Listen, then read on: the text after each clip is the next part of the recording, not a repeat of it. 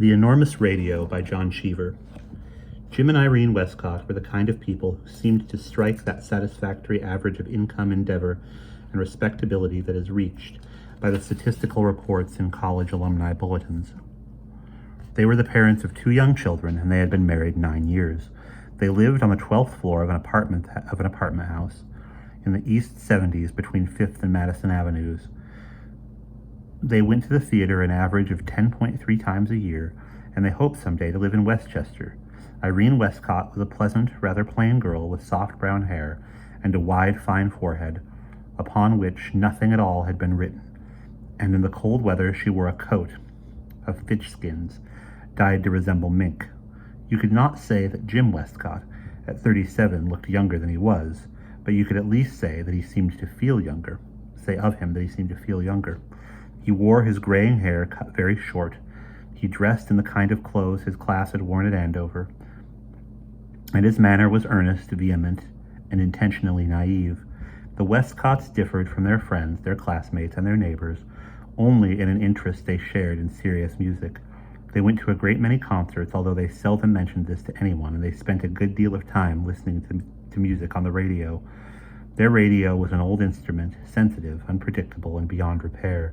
Neither of them understood the mechanics of radio, or of any of the other appliances that surrounded them, and when the instrument faltered, Jim would strike the side of the cabinet with his hand. This sometimes helped. One Sunday afternoon, in the middle of a Schubert quartet, the music faded away altogether. Jim struck the cabinet repeatedly, but there was no response. The Schubert was lost to them forever. He promised to buy Irene a new radio, and on Monday, when he came home from work, he told her that he had got one. He refused to describe it, and said it would be a surprise for her when it came. The radio was delivered at the kitchen door the following afternoon, and with the assistance of her maid and the handyman, Irene uncrated it and brought it into the living room. She was struck at once with the physical ugliness of the large gumwood cabinet. Irene was proud of her living room. She had chosen its furnishings and colors as carefully as she chose her clothes, and now it seemed to her that the new radio stood among her intimate possessions like an aggressive intruder. She was confounded by the number of dials and switches on the instrument panel, and she studied them thoroughly before she put the plug into the wall socket and turned the radio on. The dials flooded with a malevolent green light, and in the distance she heard the music of a piano quintet. The quintet was in the distance for only an instant. It bore down upon her with a speed greater than light and filled the apartment with the noise of music, amplified so mightily that it knocked a china ornament from a table to the floor. She rushed to the instrument and reduced the volume. The violent forces that were snared in the ugly gumwood cabinet made her uneasy. Her children came home from school then, and she took them to the park.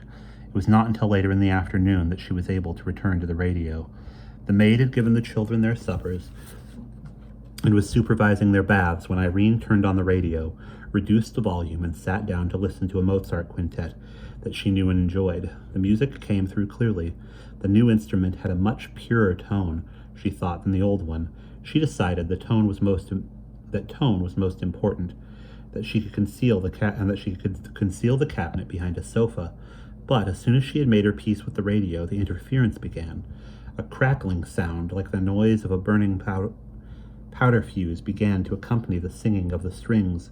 Beyond the music, there was a rustling that reminded Irene unpleasantly of the sea, and as the quintet progressed, these noises were joined by many others. She tried all the dials and switches, but nothing dimmed the interference, and she sat down, disappointed and bewildered, and tried to trace the flight of the melody. The elevator shaft in her building ran beside the living room wall, and it was the noise of the elevator that gave her a clue as to the character of the static.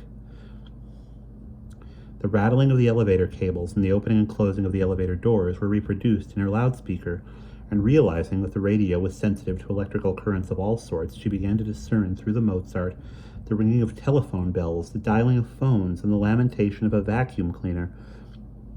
By listening more carefully, she was able to distinguish doorbells, elevator bells, electric razors, and warring mixers, whose sounds had been picked up from the apartments that surrounded hers and transmitted through her loudspeaker. The powerful and ugly instrument, with its mistaken sensitivity to discord, was more than she could hope to master. She turned the thing off and went into the nursery to see her children. When Jim Westcott came home that night, he went to the radio confidently and worked the controls. He had the same sort of experience Irene had had. A man was speaking on the station Jim had chosen, and his voice swung instantly from the distance into a force so powerful that it shook the apartment. Jim turned the volume control and reduced the voice. Then, a minute or two later, the interference began. The ringing of telephones and doorbells set in, joined by the rasp of the elevator doors and the whir of cooking appliances. The character of the noise had changed since Irene had tried the radio earlier. The last of the electric razors was being unplugged. The vacuum cleaners had all been returned to their closets, and the static reflected the change in pace that overtakes the city after the sun goes down. He fiddled with the knobs but couldn't get rid of the noises. So he turned the radio off and told Irene that in the morning he'd call the people who had sold it to him and give them hell. The following afternoon, when Irene returned to the apartment from a luncheon date, the maid told her that a man had come and fixed the radio. Irene went into the living room before she took off her hat and her furs and tried the instrument. From the loudspeaker came a recording of the Missouri Waltz. It reminded her of the thin, scratchy music from an old phonograph that she sometimes heard across the lake where she spent her summers. She waited until the waltz had finished, expecting an explanation of the recording, but there was none. The music was followed by silence, and then the plaintive and scratchy record was repeated. She turned the dial and got a satisfactory burst of Caucasian music. The thump of bare feet on the dust and the rattle of coin jewelry. But in the background, she could hear the ringing of bells and a confusion of voices. Her children came home from school then, and she turned off the radio and went to the nursery. When Jim came home that night, he was tired, and he took a bath and changed his clothes. Then he joined Irene in the living room. He had just turned on the radio when the maid announced dinner, so he left it on, and he and Irene went to the table.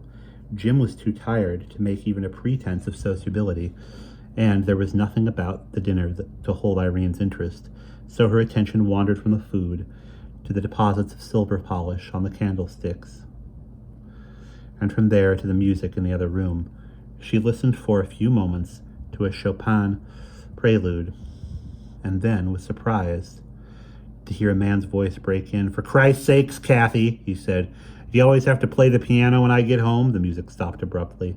"It's the only chance I have," the woman said. "I'm at the office all day." "So am I," the man said. He added something obscene about an upright piano and slammed a door. The passionate and melancholy music began again. "Did you hear that?" Irene asked. "What?" Jim was eating his dessert. "The radio. A man said something while the music was still going, something dirty. It's probably a play." "I don't think it is a play," Irene said.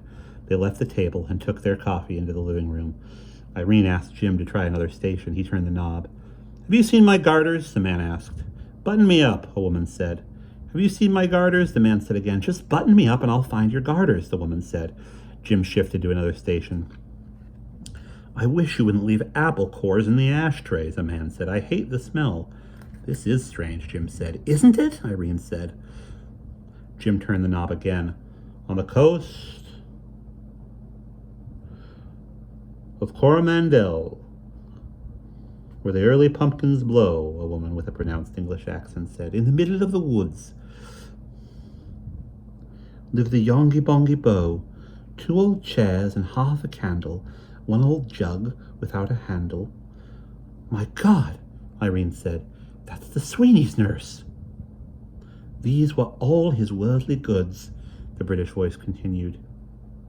"Turn that thing off," Irene said. "Maybe they can hear us." Jim switched the radio off. "That was Miss Armstrong with Sweeney's nurse," Irene said.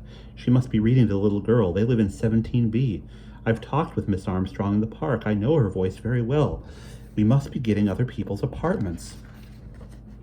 "That's impossible," Jim said. "Well, that was the Sweeney's nurse," Irene said hotly. "I know her voice. I know it very well. I'm wondering if they can hear us." Jim turned the switch. First, from a distance, then nearer, as if borne on the wind, came the pure accents of the Sweeney's nurse again. Lady Jingly," she said, "sitting where the pumpkins blow, will you come and be my wife?" said the Yongy Bongy Bow. Jim went over to the radio and said, "Hello," loudly into the speaker. I'm tired of living singly, the nurse went on. On this coast so wild and shingly, I'm a-weary of my life. If you'll come and be my wife, quite serene would be my life. I guess she can't hear us, Irene said. Try something else. Jim turned to another station, and the living room was filled with the uproar of a cocktail party that had overshot its mark. Someone was playing the piano and singing the Whiff and Poof song, and the voices that surrounded the piano were vehement and happy. Eat some more sandwiches, a woman shrieked. There were screams of laughter, and a dish of some sort crashed to the floor. Those must be the Hutchinsons in 15B, Irene said. I knew they were giving a party this afternoon. I saw her in the liquor store. Isn't this too divine? Try something else. See if you can get those people in 18C. The Westcotts overheard that evening a monologue on salmon fishing in Canada, a bridge game running comments on home movies of what had apparently been a fortnight at Sea Island, and a bitter family quarrel about an overdraft at the bank. They turned off their radio at midnight and went to bed, weak with laughter. Sometime in the night, their son began to call for a glass of water, and Irene got one and took it to his room. It was very early. All the lights in the neighborhood were extinguished, and from the boy's window, she could see the empty street. She went into the living room and tried the radio. There was a faint coughing, a moan, and then a man spoke. Are you all right, darling? He asked. Yes, a woman said wearily. Yes, I'm all right, I guess, and she added with great feeling. But you know, Charlie, I don't feel like myself anymore. Sometimes there are about 15 or 20 minutes in the week when I feel like myself. I don't like to go to another doctor because the doctor's bills are so awful already. But I just don't feel like myself, Charlie. I just never feel like myself. They were not young, Irene thought. She guessed by the timbre of their voices that they were middle-aged. The restrained melancholy of the dialogue and the draft from the bedroom window made her shiver. She went back to bed. The following morning, Irene cooked breakfast for the family. The maid didn't come up from her room in the basement until 10, braided her daughter's hair, and waited at the door until her children and her husband had been carried away in the elevator. Then she went into the living room and tried the radio. I don't want to go to school, a child screamed. I hate school. I won't go to school. I hate school. You will go to school, an enraged woman said. We paid $800 to get you into that school, and you'll go if it kills you. The next number on the dial produced the worn record of the Missouri Waltz. Irene shifted the control and invaded the privacy of several breakfast tables. She overheard demonstrations of indignation, carnal love, abysmal vanity, faith and despair. Irene's life was nearly as simple and sheltered as it appeared to be, and the forthright and sometimes brutal language that came from the loudspeaker that morning astonished and troubled her. She continued to listen until her maid came in. Then she turned off the radio quickly, since this insight, she realized, was a furtive one. Irene had a luncheon date with a friend that day, and she left her apartment a little after 12. There were a number of women in the elevator when it stopped at her floor. She stared at their handsome and impassive faces, their furs and cloth flowers in their hats. Which one of them had been to Sea Island, she wondered. Which one had overdrawn her bank account? The elevator stopped at the 10th floor, and a woman with a pair of Skye Terriers joined them. Her hair was rigged high on her head, and she wore a mink cape. She was humming the Missouri Waltz. Irene had 2 martinis at lunch, and she looked searchingly at her friend and wondered what her secrets were. They had intended to go shopping after lunch, but Irene excused herself and went home. She told the maid that she was not to be disturbed. Then she went into the living room, closed the doors, and switched on the radio. She heard in the course of the afternoon the halting conversation of a woman entertaining her aunt, the hysterical conclusion of a luncheon party, and a hostess briefing her maid about some cocktail guests. Don't give the best scotch to anyone who hasn't white hair, the hostess said. See if you can get rid of that liver paste before you pass those hot things. And could you lend me $5? I want to tip the elevator man. As the afternoon waned, the conversation increased in intensity. From where Irene sat, she could see the open sky above Central Park. There were hundreds of clouds in the sky, as though the south wind had broken the winter into pieces and were blowing it north. And on her radio, she could hear the arrival of cocktail guests and the return of children and businessmen from their schools and offices. I found a good-sized diamond on the bathroom floor this morning, a woman said. It must have fallen out of the bracelet Mrs. Dunstan was wearing last night.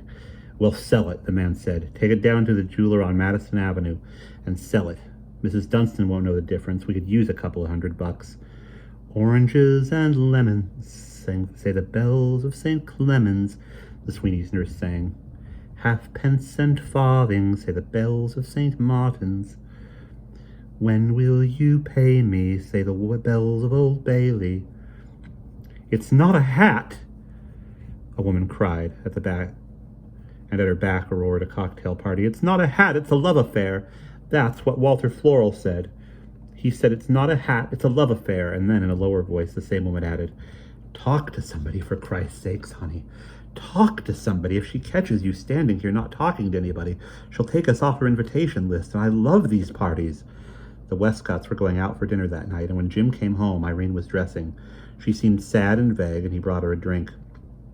They were dining with friends in the neighborhood, and they walked to where they were going. The sky was broad and filled with light. It was one of those splendid evenings that excite memory and desire, and the air touched their hands, and faces felt very hot, felt very soft. A Salvation Army band was on the corner playing Jesus is Sweeter. Irene drew on her husband's arm and held him there for a minute to hear the music.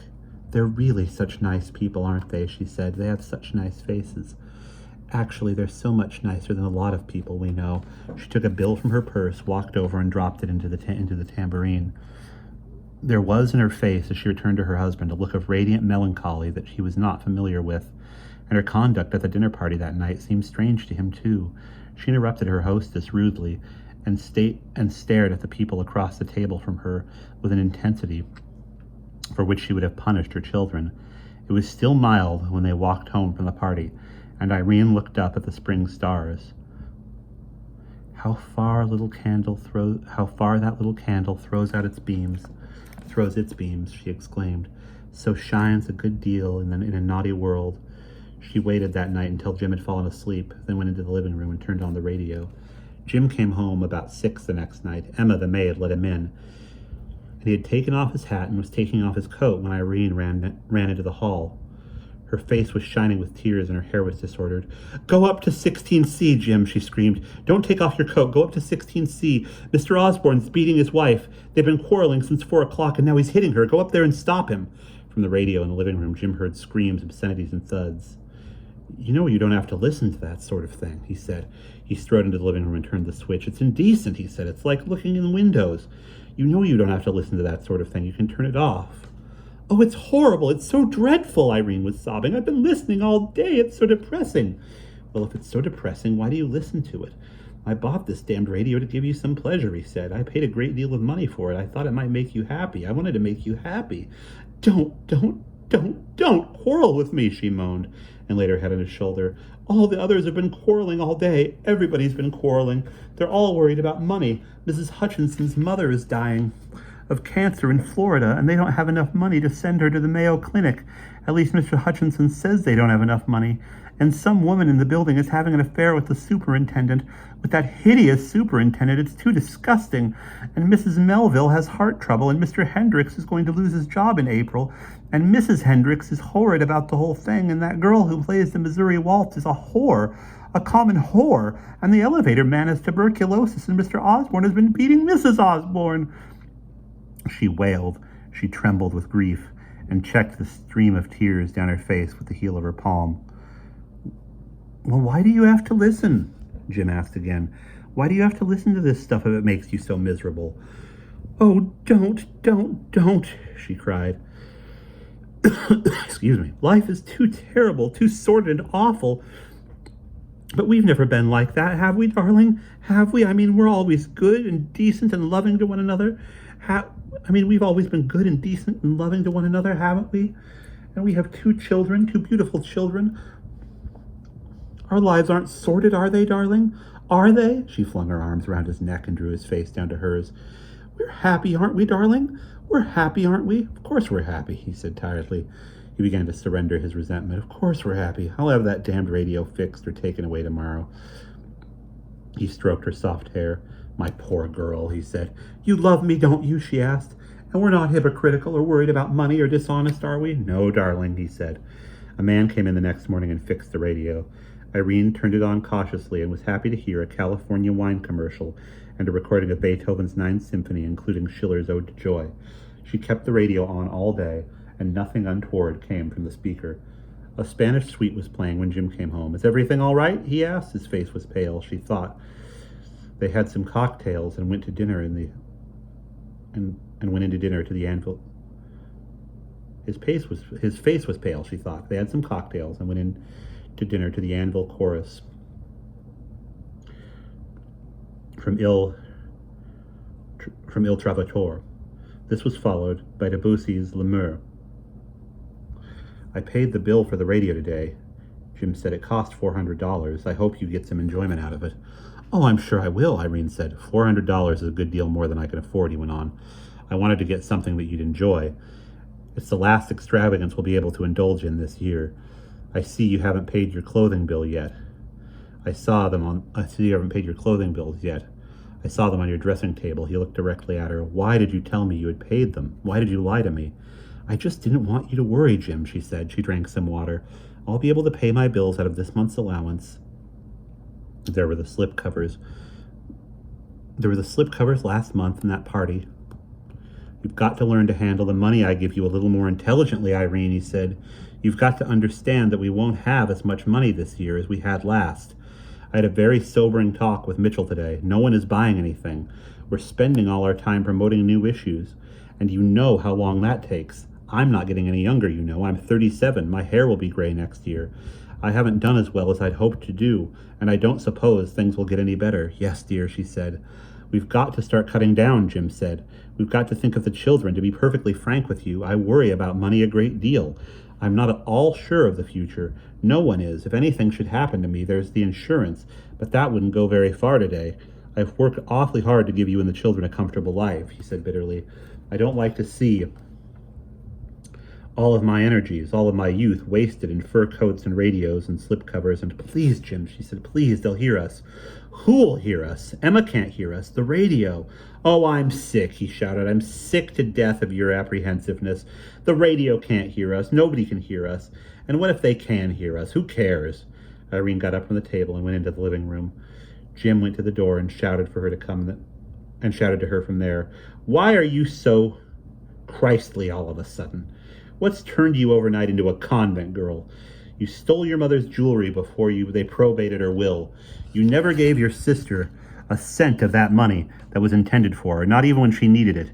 You made Grace Howland's life miserable. And where was all your pity and your virtue when you went to that abortionist?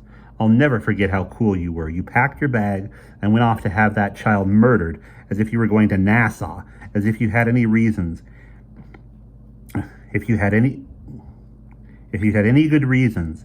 Irene stood for a minute before the hideous cabinet, disgraced and sickened, but she held her hand on the switch before she extinguished the music and the voices, hoping that the instrument might speak to her kindly, that she might hear the Sweeney's nurse. Jim continued to shout at her from the door. The voice of the radio was suave and noncommittal. "An early morning railroad disaster in Tokyo," the loudspeaker said, "killed 29 people. A fire in a Catholic hospital near Buffalo for the care of blind children was extinguished early this morning by nuns. The temperature is 47, the humidity is 89. And that's the end.